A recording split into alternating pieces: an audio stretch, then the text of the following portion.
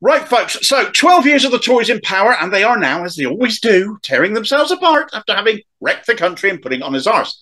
You do enjoy seeing it, though. But the biggest issue with the next leader is the Tories need a unity candidate by which to govern, to bring the whole party together, as they put it. Yet they're split in two between hard-right knuckle-draggers in the ERG and the allegedly moderate One Nation Tories, who are no better. Matt Hancock, anyone? But are seen as slightly less batshit than the rest. We saw factionalism in the last leadership election. We saw the ERG put forward several candidates, and as the contest got whittled down to Rishi Sunak, Penny Mordaunt and Liz Truss, the ERG all swung behind Truss and Mordaunt was knocked out, despite solidly being in second place up until then.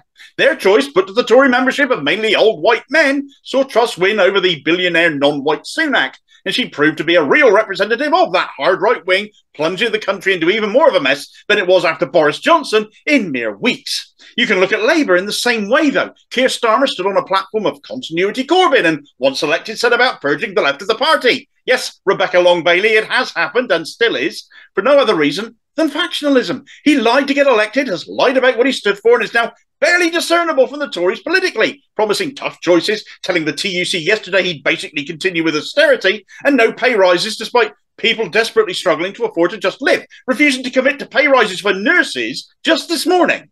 Now, Labour, of course, have always sold themselves as this broad church coalition to represent workers, but it really isn't that anymore. For as long as the purging of those wanting to stand in solidarity on a picket line or champion renationalisation continues, it becomes ever less so. How have these two parties, who basically take turns in government under our electoral system, come to this?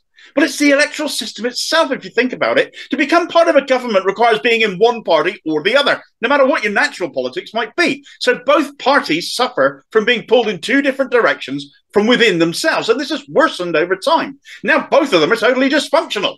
The media will sell one or the other, depending on the whims of their press-baron bosses, and nothing changes. The country doesn't get run any better.